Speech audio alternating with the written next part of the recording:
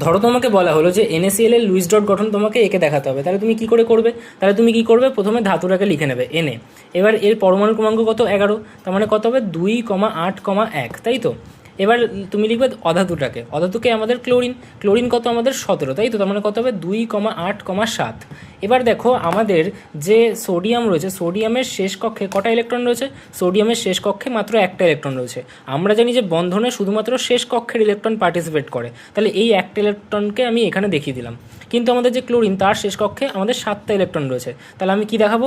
1টা, 2টো, 3টে, 4টে, 5টা, 6টা, 7টা ইলেকট্রন রয়েছে এর কাছে, ঠিক আছে।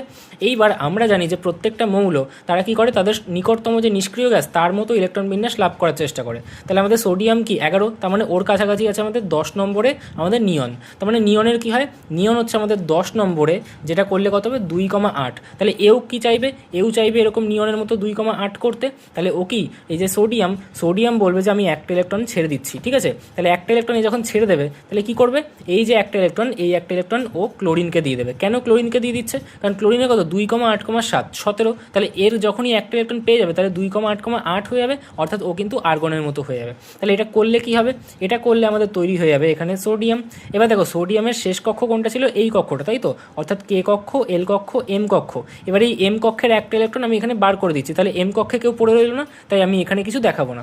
কিন্তু যেই আমাদের একটা ইলেকট্রন আমি বের করে দিচ্ছি, তার একটা ইলেকট্রনের ঘাটতি দেখা দিচ্ছে, অর্থাৎ একটা প্রোটনের চার্জ কিন্তু আমাদের বেশি হয়ে যাবে। তার মানে আমি এখানে কিন্তু একটা প্লাস চার্জ দেখাবো, ঠিক আছে।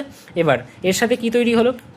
ওই যে একটা ইলেকট্রন আমি দিয়ে দিচ্ছি কি ক্লোরিনের কাছে, তাহলে ক্লোরিনের কাছে কি এখন একটা ইলেকট্রন বেশি হয়ে যাচ্ছে, অর্থাৎ আমার কিন্তু ক্লোরিনটা একটা মাইনাস চার্জ লাভ করবে, ঠিক আছে। সাথে ক্লোরিনের কি কে কক্ষ, এল কক্ষ, এম কক্ষ ছিল। এই এম কক্ষে অলরেডি 7টা ইলেকট্রন ছিল, আর এখান থেকে আর একটা ইলেকট্রন চলে আসলো, মানে 8টা ইলেকট্রন রইলো, তাই তো। তার মানে 1টা, 2টো, 3টে, 4টে, 5টা, 6টা, 7টা ইলেকট্রন ছিল, প্লাস এখান থেকে আর একটা ইলেকট্রন চলে আসলো, তার মানে কি আর একটা ইলেকট্রন হয়ে গেল। তাহলে এর ক্ষেত্রে কিন্তু আমি এরকম দেখিয়ে দেবো যে এখানে কিন্তু আমাদের 8টা ইলেকট্রন হলো। তাহলে এর এখন ইলেকট্রন কনফিগারেশন কি হলো? 2,8,1 ছিল, একটা ইলেকট্রন ছেড়ে দিলাম, তাহলে কত হয়ে গেল? 2,8 হয়ে গেল, অর্থাৎ এ কিন্তু সুস্থিত ইলেকট্রন বিন্যাস নিয়নের মতো লাভ করলো।